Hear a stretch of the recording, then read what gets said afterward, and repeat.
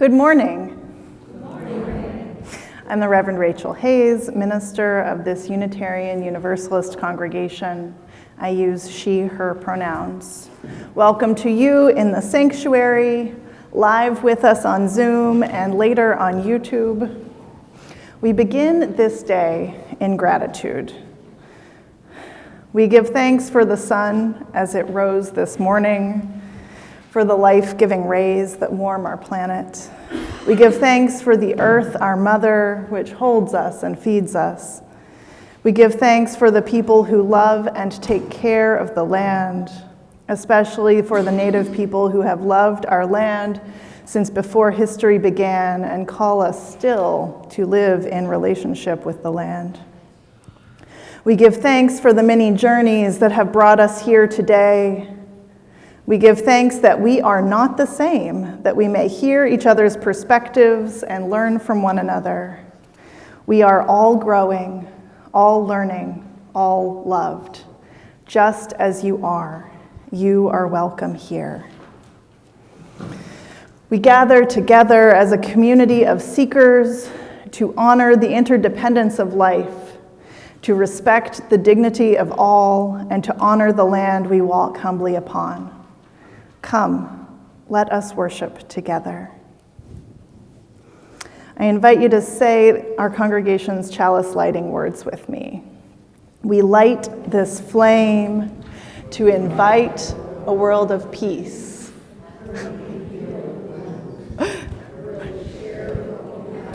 With one another, where justice is another word for relationship, and we listen for what love has to say.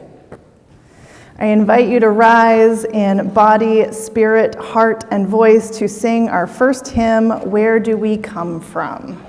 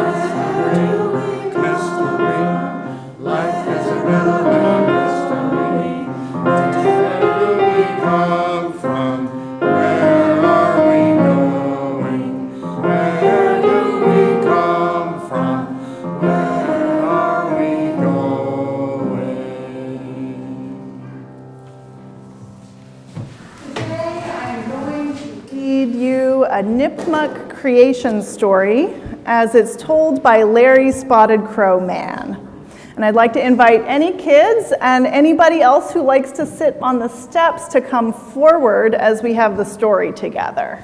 Okay, so on the screen, sorry choir, You can see the picture of Larry, Spotted Crow Man. Do any of you know Larry? Yeah. So Larry lives in the area, and he goes to schools and other places to share stories and music from the Nipmuc tradition.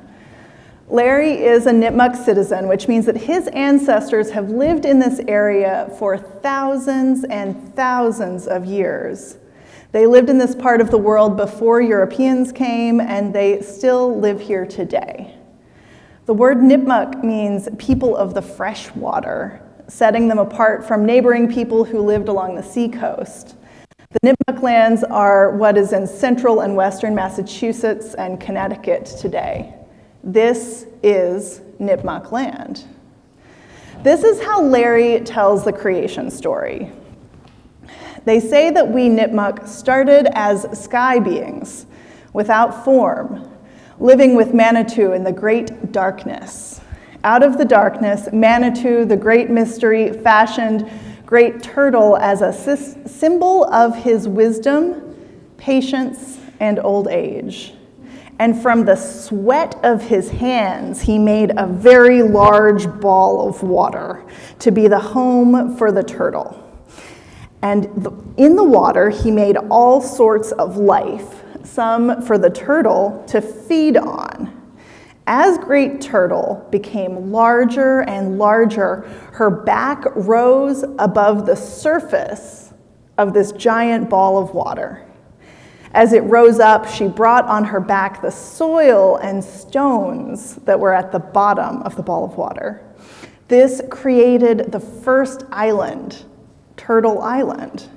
Small plants began to spring up on her back. But it was cold and dark, so Manitou made the sun to give warmth and light. He then divided the light in half with the darkness to give Turtle Island balance and harmony.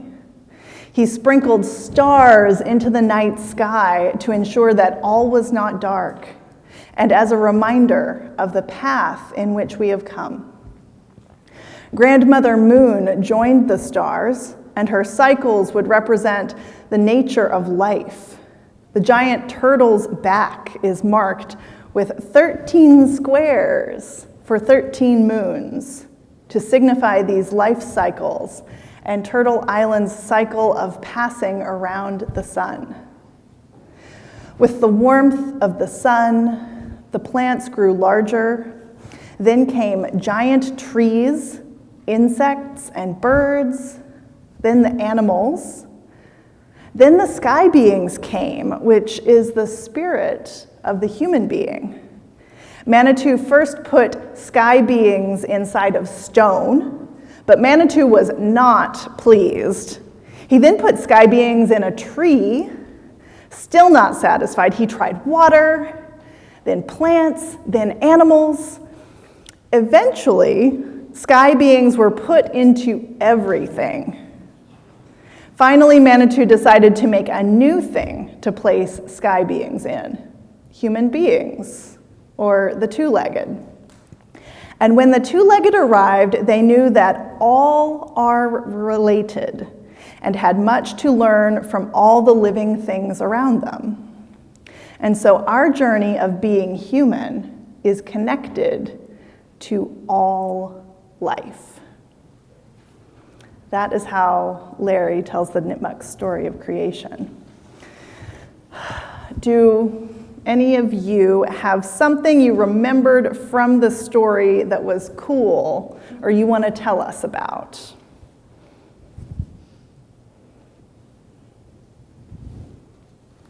I'm putting you on the spot.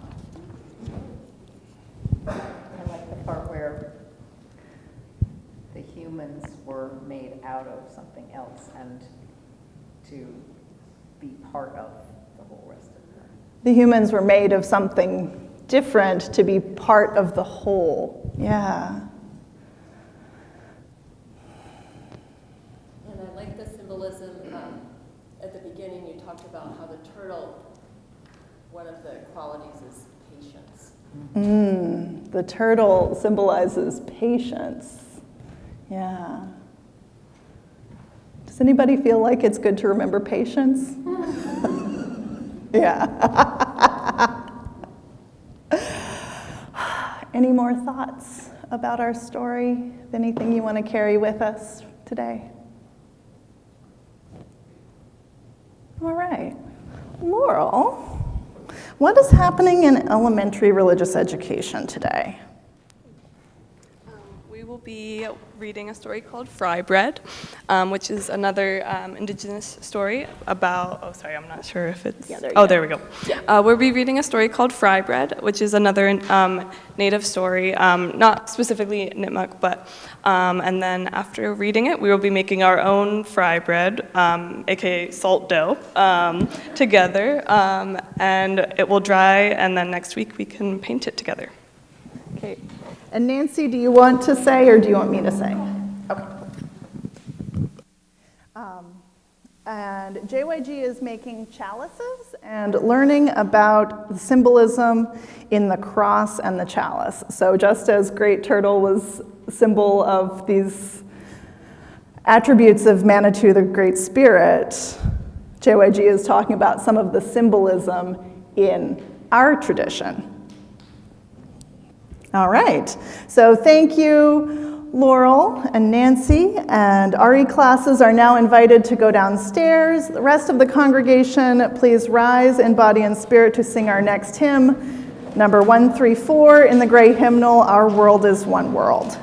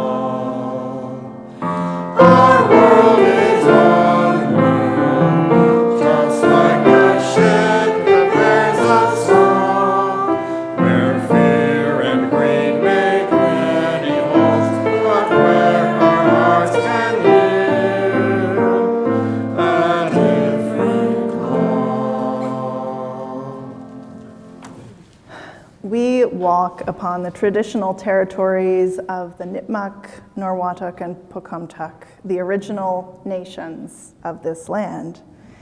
In the year 1658 of the colonizers' reckoning, the British real estate speculator John Pynchon swindled the land east of the Long River Quinetiqua in the Pocumtuck place known as Norwottuck from 3 men of Norwottuck named Umpanchla, Quanquant, and Chikwallop. In the contract, Umpanchla, Quanquant, and Chikwallop granted Pynchon and the other colonizers leave to use the land, to hunt, fish, farm, and dwell. These civilian colonizers were known as pioneers. The contract gave no right to exclude others from the land, but the people of Norwottuck found themselves excluded from their own place. The Pocumtuck people who lived along the Long River resisted the colonizers in King Philip's War, a coordinated effort to eject the English colonists. Many died in the war, women and children as well as men. Many died of smallpox and other European diseases. Those who survived war and disease took refuge with the Abenaki people to the north.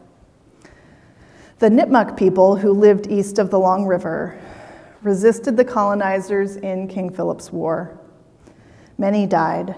The English forced those who survived to convert to Christianity, to assimilate into English Christian lifestyles, and to remain in praying towns.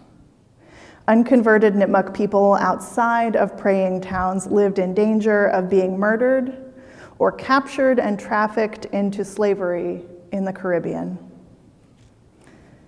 When this town was incorporated in the colonizers' understanding, the colonial governor named it after a British general who promoted the genocide of Native peoples by biological warfare with blankets contaminated with smallpox.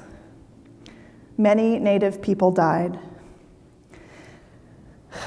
The town is still named for him. Many places in this continent still bear his name. Our congregation still bears his name. Our religious forebears believed in the project of manifest destiny, westward expansion, and the possession of this continent in the colonial understanding. The American Unitarian Association sponsored a site of cultural genocide in Montana. Reverend Henry Bond kept Crow children at his school and prevented their parents from visiting them. We do not know what terrors Bond, his wife, and the other missionaries inflicted on these children as they indoctrinated them into white U.S. American culture. For all of this history of genocide and terror, Native people still live and call out for the return of the land.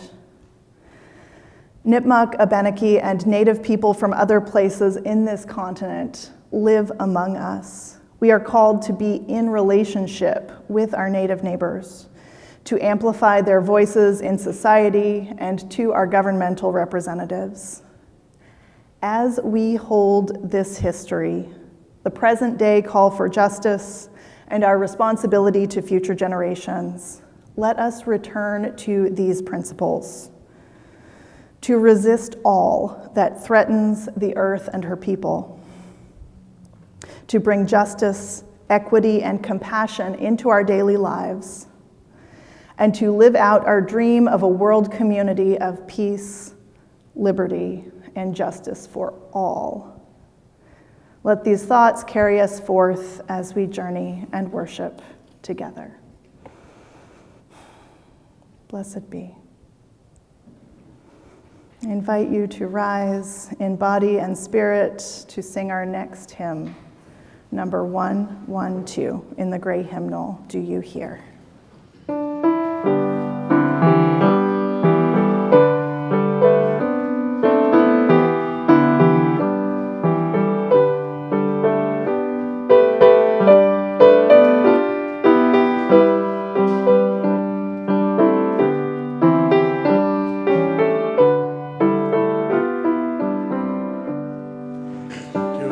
Hear, oh my friend, in the place where you stand.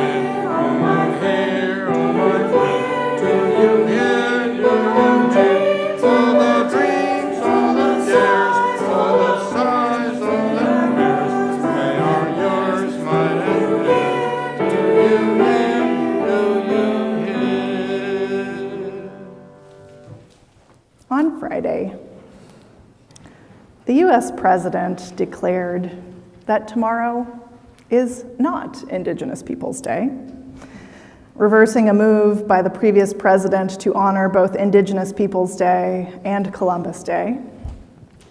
Setting aside the oddity of observing both of these days at once, I wonder what we have to gain from adopting an Indigenous worldview and how we can open ourselves to making this change. To begin with, as I've mentioned before, the Massachusetts Indigenous legislative agenda has 5 priorities. Remove racist mascots. Prohibit Native American mascots in Massachusetts public schools. Honor Indigenous Peoples' Day. Replace Columbus Day with Indigenous Peoples' Day to celebrate Indigenous resilience and survival. The change acknowledges the true histories of colonialism, genocide, and racism that Native people have experienced and continue to face. Celebrate and teach Native American culture and history. Ensure that school children in Massachusetts learn about Native American history, culture, and current issues. Protect Native American heritage. Ensure Native American funerary objects, sacred objects, and objects of cultural patrimony held in governmental or nonprofit collections are not sold for profit.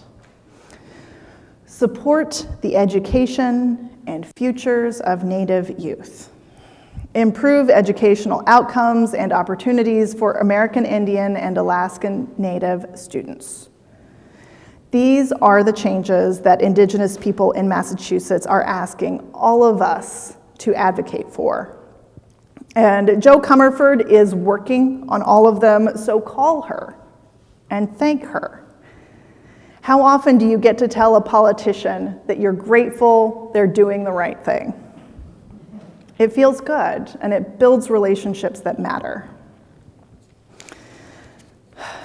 Renowned Potawatomi botanist and author Robin Wall Kimmerer takes up the idea of how do people become indigenous to a place in her book, Braiding Sweetgrass, Indigenous Wisdom, Scientific Knowledge, and the Teachings of Plants. She says, after all these generations since Columbus, some of the wisest of Native elders still puzzle over the people who came to our shores. They look at the toll on the land and say, the problem with these new people is that they don't have both feet on the shore. One is still on the boat. They don't seem to know whether they're staying or not. This same observation is heard from some contemporary scholars who see in the social pathologies and relentlessly materialist culture the fruit of homelessness, a rootless past. America has been called the home of second chances. For the sake of the peoples and the land, the urgent work of the second man may be to set aside the ways of the colonist and become indigenous to place. But can Americans, as a nation of immigrants, learn to live here as if we were staying, with both feet on the shore? End quote. And though my ancestors found places in this continent and pretty much stayed put longer than living memory in Kentucky and southern Indiana, though I spent my adolescence absolutely in love with my backyard and could recite to you the textures of the different grasses, the feel of the maple bark under my hands and feet as I climbed the trees, and the watercolor drama of sunsets over the neighbor's cow pasture, it was a shallow love. It didn't put me in relationship with anyone further than my own house. I didn't know how to be of my place, not just in it. I don't think I was doing any harm. I was a kid in a backyard, but I don't think I was doing good either. Strangely, I didn't learn how to belong to a place until I lived in New York City. To begin with, as I worked at the farmers market, making friends with farmers who lived and farmed in the fields and orchards outside of the city their parents and grandparents had worked, who put more into the land than they took from it. And then in a new way, as I found my way into the streets as part of protests for racial and immigration justice, I learned that investment in a place is investment in the relationships around us. Dr. Kimmerer says that immigrants don't become Indigenous, which is a birthright and not a transferable identity, but they can still choose how they want to belong in their new land. She offers the example of the plantain, not the starchy banana-like fruit, but the little plant with the round leaves in the grass. The plantain is native to Europe and Asia, and Native people began to call it white man's footstep for the ways that it spread along with colonization. Though they didn't trust it to begin with, knowing that it was related to the appearance of Europeans, they discovered that it had edible leaves and improved the soil health of the places it rooted, working its way into compacted soil and preventing erosion. She contrasts it with kudzu, the invasive ground cover that takes over everything in its path. Dr. Kimmerer again. Maybe the task assigned to Second Man is to unlearn the model of kudzu and follow the teachings of white man's footstep, to strive to become naturalized to place, to throw off the mindset of the immigrant. Being naturalized to place means to live as if this is the land that feeds you, as if these are the streams from which you drink, that build your body and fill your spirit. To become naturalized is to know that your ancestors lie in this ground. Here you will give your gifts and meet your responsibilities. To become naturalized is to live as if your children's future matters. To take care of the land as if our lives and the lives of all our relatives depend on it. Because they do. End quote. To become naturalized like the plantain, to live in harmony with those around us, to respect what has always been here, and find a way to grow together. Those of us who are not Indigenous to this land will not become so, but we might become naturalized here. We might learn to live like we live here, among one another, like we need one another. We might commit to one another and find our way together. There is no such thing as individual thriving. And to live with both of our feet on this turtle island, we must let go of our impulses to acquire, hoard, cash out, and move on to richer ground. And that also means we must dismantle the systems of white supremacy that promote living in this way. We must invest in local food systems and economies. We must protect our forests as we would protect the lungs of our children and our elders. We must collaborate with our Native neighbors who have always belonged to this place if we want to learn to belong here too. What relationships are we building? Are we committed to this place and all of the beings who call it home? Are we living in solidarity with our Indigenous neighbors? What happens when we belong to the land instead of insisting that it belongs to us? Who will we be then?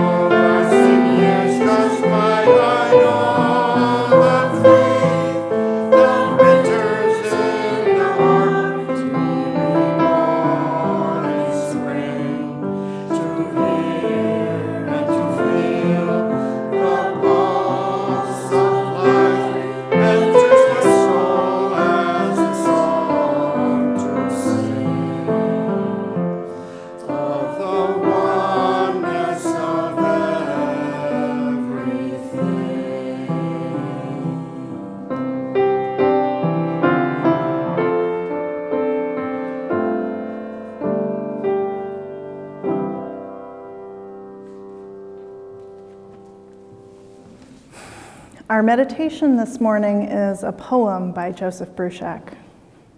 Ndakina.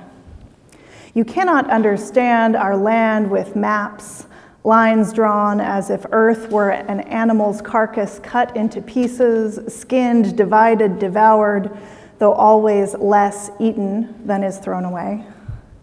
See this land instead with the wind eagle's eyes, how the rivers and streams link like sinew through a leather garment sewed strong to hold our people, patterns of flowers close to the brown soil. Do not try to know this land by roads, hard lines ripped through old stones, roads which still call for blood of not just those who cross, wild eyes blinded by twin suns startling the night, but also those who seek to follow the headlong flow across that dark frost unthawed by the sun. Those seasons and the insistent lift of the smallest seeds seek without ceasing space for the old soil. Instead, let your feet caress this soil in the way of the deer whose feet follow and form trails through the ways of least resistance, knowing ridges and springs, ways of wind through the seasons, the taste of green twig and tender grass, the sweet scent of rain urged up from moist earth. When you feel this land, when you taste this land, when you hold this land as your lungs hold your breath, you will be the rattlesnake, always embracing earth with her passage. You will be the salmon, a chant whipped through the ripple. You will be the deer mouse, small feet stitching the night. You will be the bear, thunder held in soft steps. When your songs see this land, when your ears sing this land, you will be this land. You will be this land.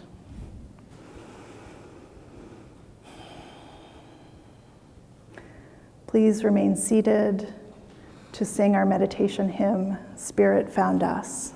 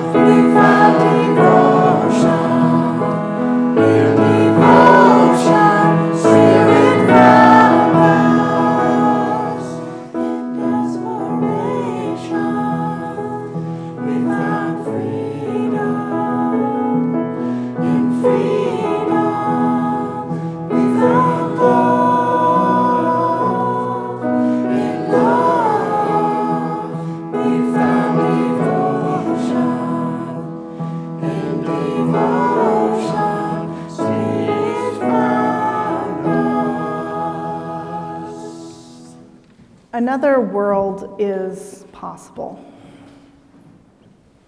Each week we collect an offering and we split it with an outside organization to help us remember that we can't make the world a better place on our own. During October, our congregation generously shares half of our offering basket with Gaza Soup Kitchen, a volunteer-run initiative providing meals and humanitarian aid, including food and clean water to families in the Gaza Strip. Half of the money collected in our offering today supports the programs of our congregation, and the other half of the money will support Gaza Soup Kitchen in their good work. Please give generously today in the basket, by text, check, or through our website. Thank you.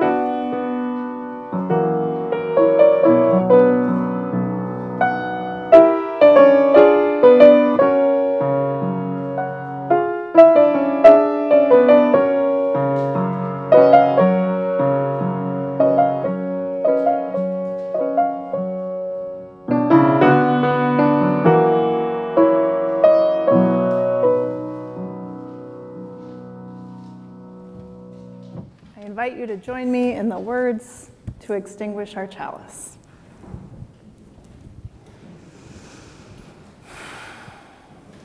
We extinguish this flame, but not the light of truth, the warmth of community, or the fire of commitment. These we carry in our hearts until we are together again. We are about to sing our closing song. You are welcome to stay right where you are and be held in the love of this congregation. Or you're welcome to rise and move into a circle along the outer aisle. Place your hands over your heart or hold hands with someone near you as we sing This Day We Come.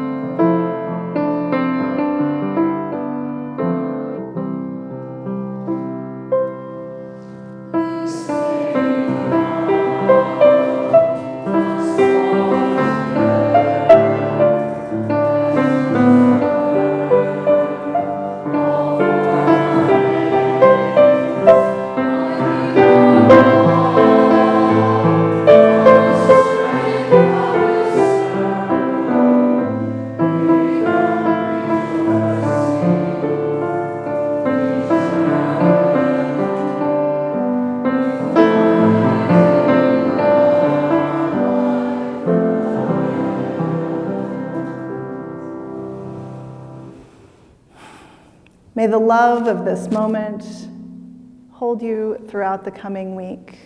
May you know always that you are loved. Go in peace.